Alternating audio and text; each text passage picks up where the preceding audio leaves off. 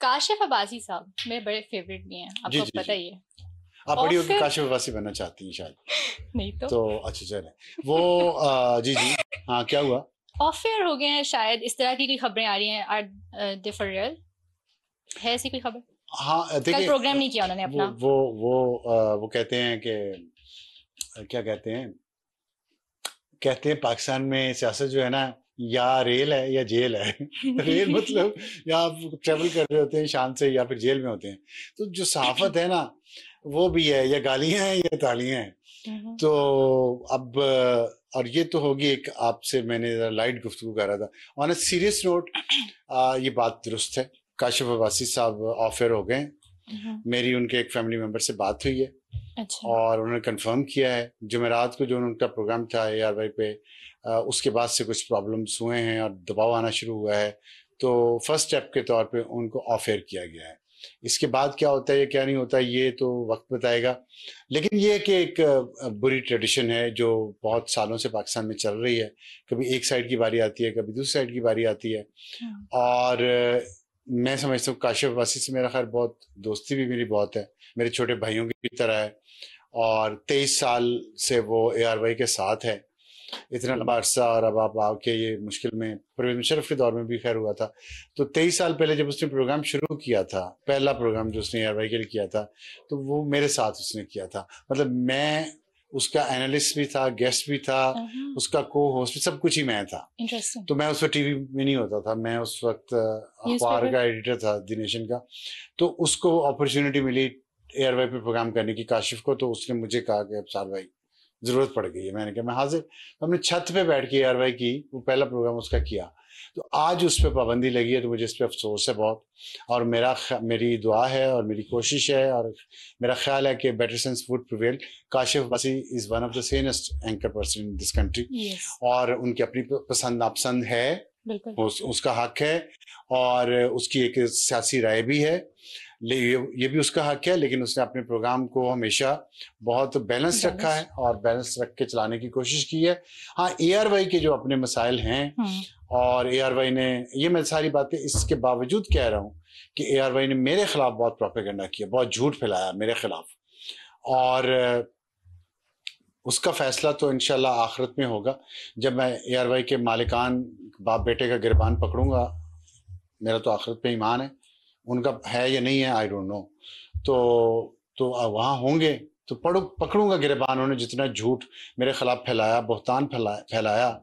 लेकिन उस दौर में भी, जब ये बिल्कुल पागल हुआ था ARY, और ताकत के नशे में, पैसे के नशे में, पैसा बहुत है इन लोगों के पास ना, तो इनको तकब्बर है बहुत ज्यादा इस पैसे का और ताकत का। क्योंकि उस वक्त जर्नैल जितने थे उन सब ने इनको कंधों पे उठाया हुआ था, इन्होंने जर्नैलों के कंधे पे उठाए हुए थे।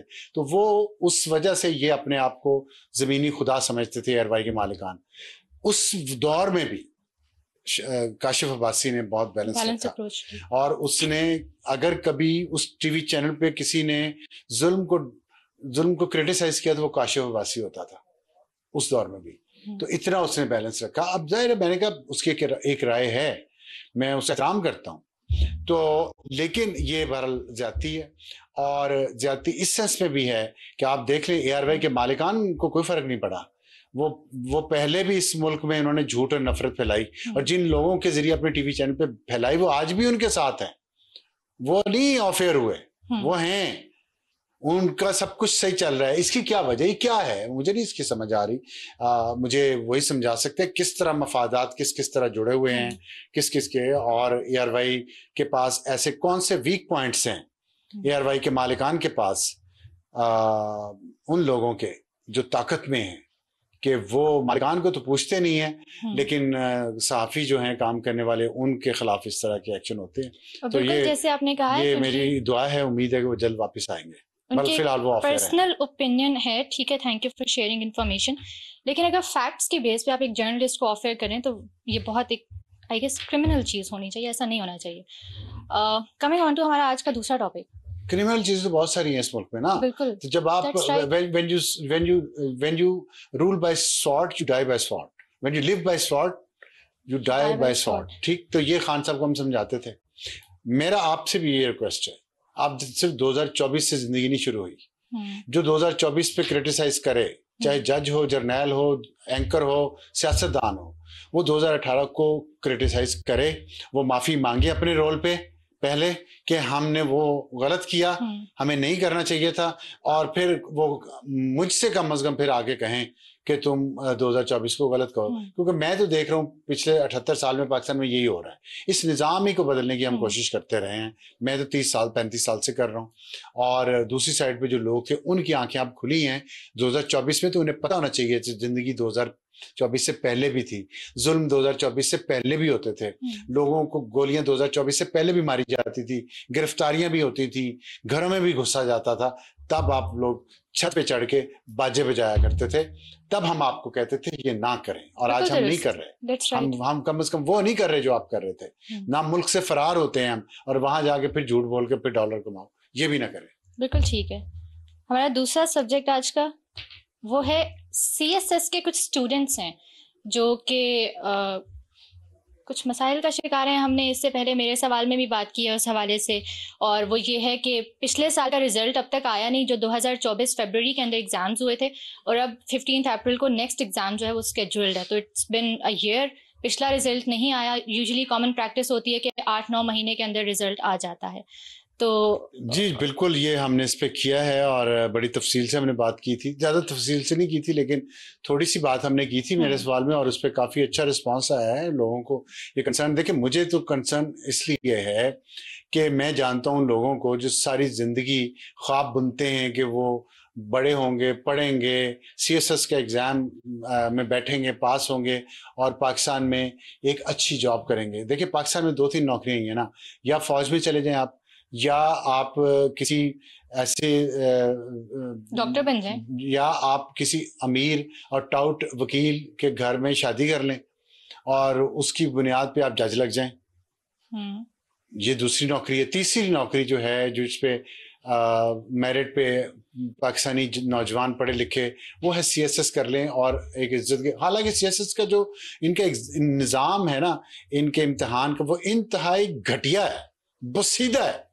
पूरी दुनिया में ऐसा कहीं नहीं होता। कहीं हो सकता है किसी अफ्रीकन कंट्रीज में, गैर तरक्की याफ्ता अफ्रीकन कंट्रीज में इस तरह का घटिया निज़ाम हो इम्तिहानात का, अजीब व गरीब अल्फाज अंग्रेजी के, गुलामाना ज़हनियत है ऊपर बैठने वालों की, पेपर बनाने वालों की, पेपर चेकर की, उनको पता ही नहीं है दुनिया कहां से कहां पहुंच गई है। वो लंबा सा मुश्किल सा अंग्रेजी का लफ्ज दे देंगे, इसका मतलब बताओ।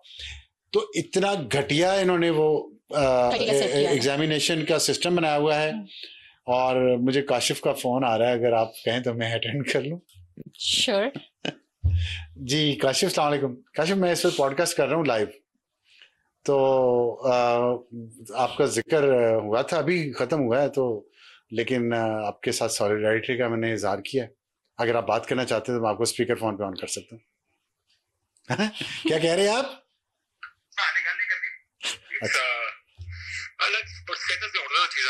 अच्छा ठीक है, तो चलो ठीक है, मैं अब स्पीकर पे किया था तो मैं स्पीकर से बंद कर रहा हूँ। तो ठीक है, खुश रहो, और आई होप कि ये आपके मुश्किल वक्त खत्म हो जाता है अभी।